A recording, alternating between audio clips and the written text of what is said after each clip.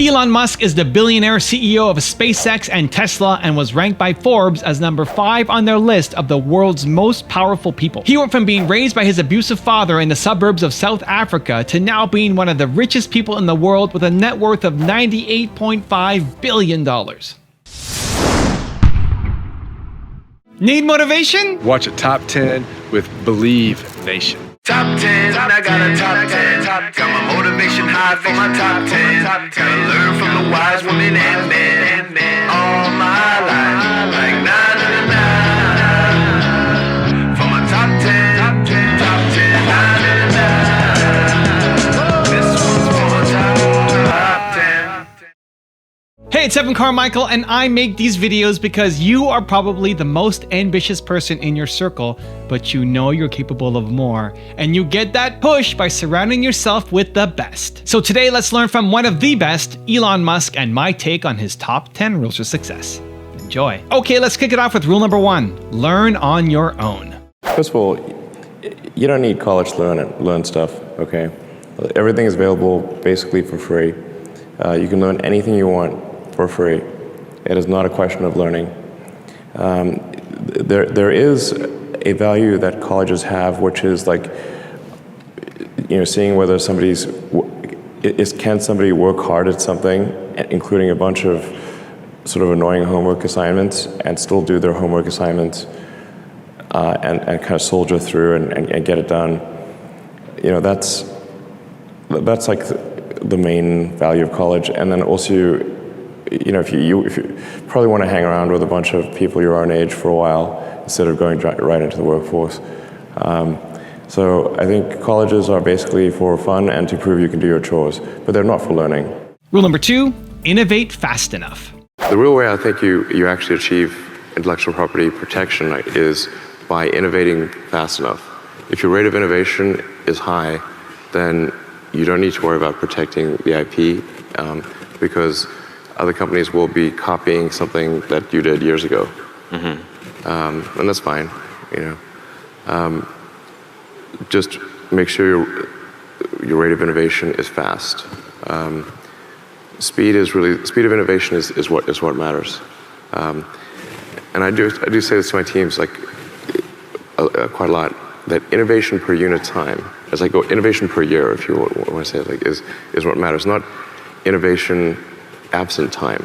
Because if you wanted to make, say, 100% improvement in something, and that took 100 years or 1 year, that's radically different. So it's like, what is your rate of innovation? That matters. And is the rate of innovation, is that accelerating or decelerating? And a weird thing happens when companies get big is that most companies or organizations, the bigger they get, they tend to get less innovative. Not just less innovative on a per person basis, but less innovative in the absolute. And I think this is probably because the incentive structure is not there for innovation. It's not enough to use words to encourage innovation. The incentive structure must be aligned with that. That's fundamental. Rule number 3, work super hard. You need to work, depending upon how well you want to do, and particularly if you're starting a company, you need to work super hard. So what does super hard mean? Well, when my brother and I were starting our first company, instead of getting an apartment, we just rented a small office and we slept on the couch. And we showered at the YMCA, and we're so hot up we had just one computer. So the website was up during the day, and I was coding at night, 7 days a week, all the time. And I sort of briefly had a girlfriend in that period, and in order to be with me, she had to sleep in the office. So work hard, every waking hour. That's the thing I would say particularly if you're starting a company. And if you do simple math, say okay, if somebody else is working 50 hours and you're working 100, you'll get twice as much done in the course of a year as the other company. Rule number 4, believe. I came to the conclusion that my initial premise was wrong, that in fact there's a great deal of will. There's not such a shortage, but people don't think there's a way, and that if people thought there was a way, or at least something that wouldn't break the federal budget, then people would support it. Which, in retrospect, I think is actually kind of obvious, because the United States is a distillation of the human spirit of exploration. People came here from other places. It's there's no nation that's more a nation of explorers than the United States. But people need to believe that it's possible, and that it's not. They don't have to give up like healthcare or something important. Right. It's got to be that's important. So I thought, okay, well, then it's not a question of will. It's a question of showing that there's a way. Also, if you want to have unstoppable confidence and learn from billionaires, check out my 254 series. They're free. The links to join are in the description below.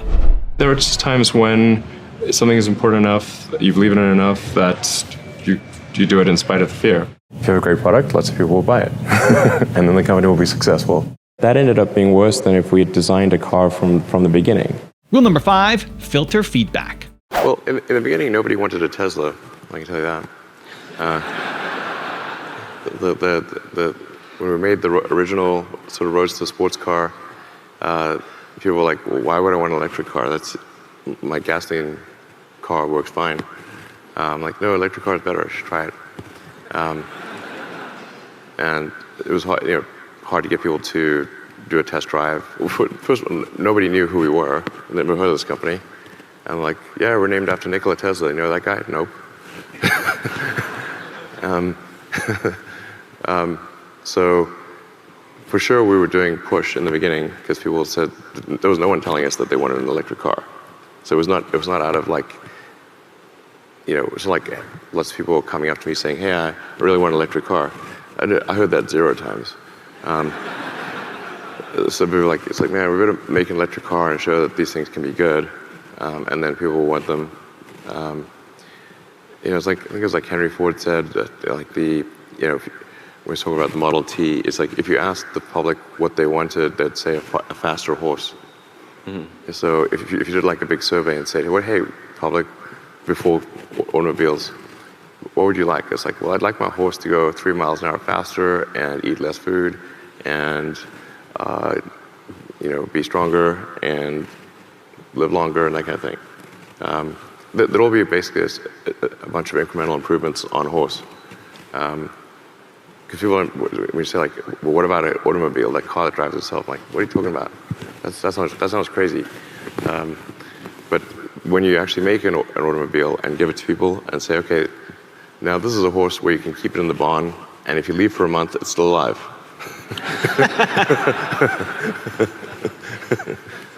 Yeah. So carry more weight than a horse and go further and that kind of thing. So, anyway, it's like when it's a radically new product, people don't know that they want it because it's just not in their scope. I think when they first started making TVs, they did a nationwide survey. I think this might have been like 46 or 48. It was like a famous nationwide survey. Will you ever buy a TV? And it was like 96% of respondents said no. Some crazy number. Like basically everyone's like, would you buy a TV? And maybe they put a price in there or something, I don't know. But it was famously, almost everyone said they would not buy a TV, but they didn't know what they're talking about. So the big game-changing stuff at the beginning is a company push kind of a thing most of the time. But then changes to the product over time can be a lot more customer pull kind of a focus. Yeah, changes to the product over time can be incremental changes. Then customers can certainly tell you, it's good to get customer feedback to say, how can we improve the product? And once they're using it, they can say, okay, I like this thing about it, I don't like this other thing, and then we can improve the product over time. Customer feedback after they have the fundamental thing is great. Rule number 6, become comfortable with failing. I think failure is bad. I don't think it's good. But if something's important enough, then you do it even though the risk of failure is high. And so I think my advice if somebody wants to start a company is they should bear in mind that the most likely outcome is that it's not going to work. And they should reconcile themselves to that strong possibility. And they should only do it if they feel that they are really compelled to do it. Right. Because it's going to, the way starting a company works is like usually in the very beginning it's kind of fun, and then it's really hellish for a number of years. You talked about chewing glass. Yeah, there's a friend of mine who's a successful entrepreneur, and started actually his career around the same time as I did, and he has a good phrase. His name's Billy. He said, "Yeah, starting a company is like eating glass and staring into the abyss," and you agree with that? Generally true. Yeah. And if you don't eat the glass, you're not going to be successful. Rule number 7, do something exceptional. Well, we have a lot of good people at SpaceX that, a lot of really talented people. In fact, I wonder like sometimes how we can make use of their talents in the best way, because I think we're often not using their talents in the best way.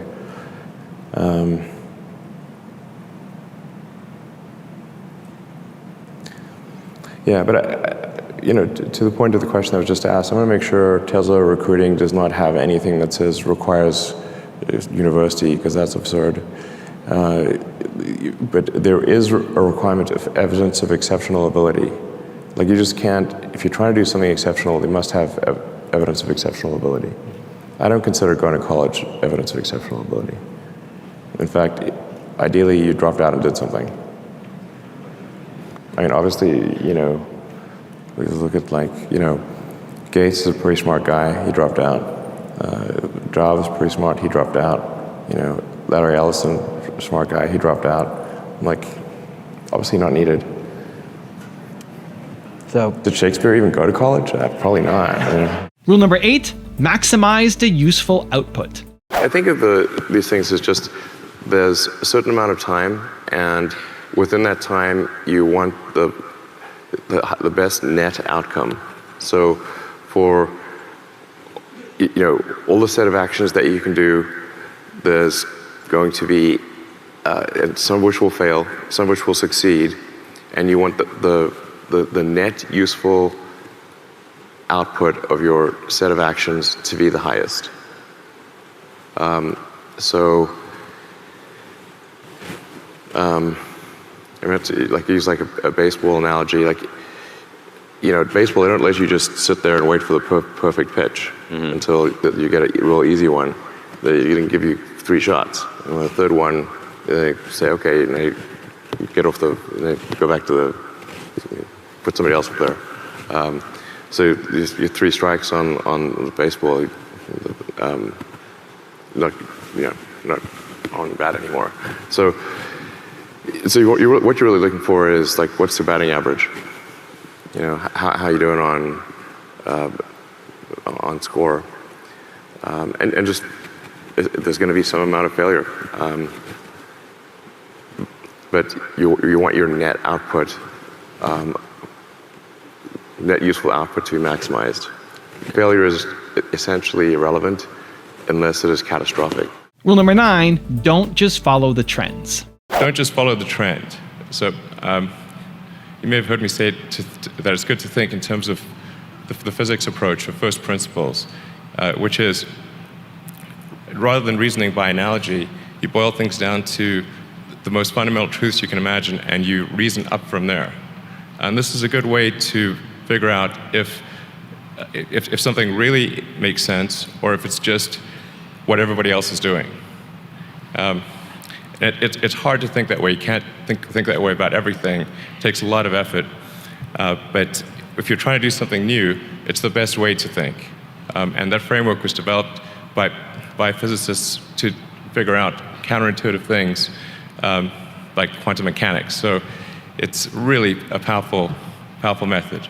And rule number 10, the last one before a very special bonus clip, is have a healthy skepticism. I believe in the scientific method, and one should have a healthy skepticism of things in general. And if you approach things from a scientific standpoint, you always look at things probabilistically, not definitively.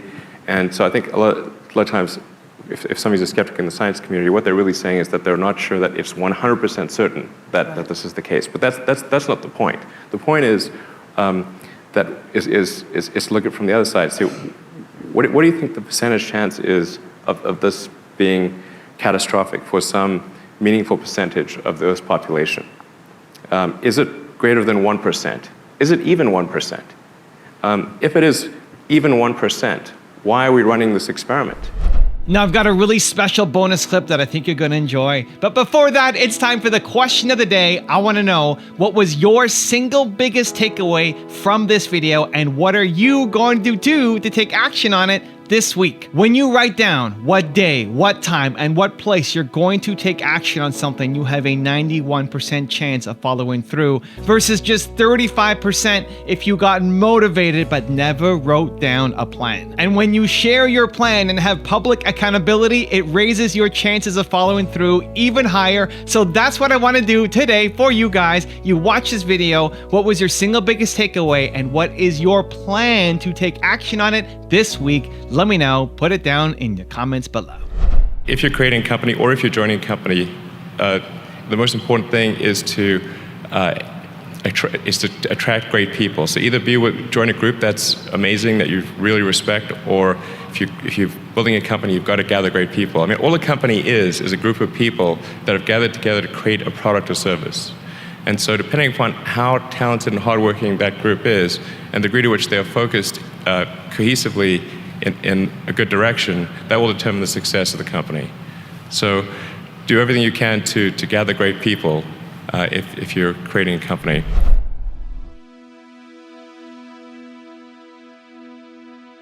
If you want to change your life for free in the next 30 days, check the link right here below me. Or if you want 10 more awesome rules from Elon Musk, check out the video right there next to me. I think you'll enjoy them. Continue to believe, and I'll see you there.